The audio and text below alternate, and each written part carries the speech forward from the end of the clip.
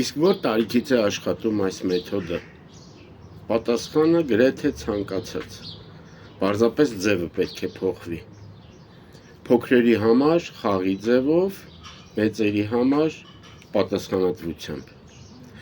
Եթե ուզում եք, կտամ տարբեր տարիքների օրինակներ։ Օրինակ աղջիկս 8 տարեկան է, կարծում եմ, որ իր տարիքի համար ամենալավը, որ անում է, դա դաշնամուր նվագելն է, որովհետև սիրում է և դա զգում եմ, որովհետև անընդհատ աշխատասիրություն է ցուցաբերում, առանց ստիպելու, պարզապես ասել եմ շատ կուզեի, որ դու դաշնակահարույց դառնաս, բացի դրանից ես անկախ իր երաժշտական դասերից նրան ակորդների տրամաբանություն եմ սովորեցնում երբեմն,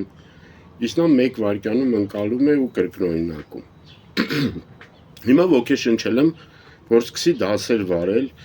և դաշնամուրի, և անգլերենի սկսնակ մակարդակի։ Ասել եմ, որ ինքը ընտրի, թե ում կարող է դասավանդել, ինչ տարիքի, քանի հոգու, իհարկե սկզբում օնլայն։ Անգլերենի համար ընտրել է 2 աշակերտի տարբերակը, 1 տղա և 1 աղջիկ, բայց քանի որ հասկանում է դասի պատասխանատվությունը և գիտակցելով, որ կատարյալ չի իր անգլերենը,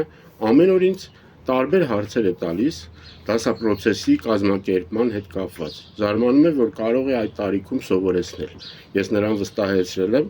որ սկզբնական շրջանում կուղեկցեմ, չեմ թողնի, որ շատ խեղճանա,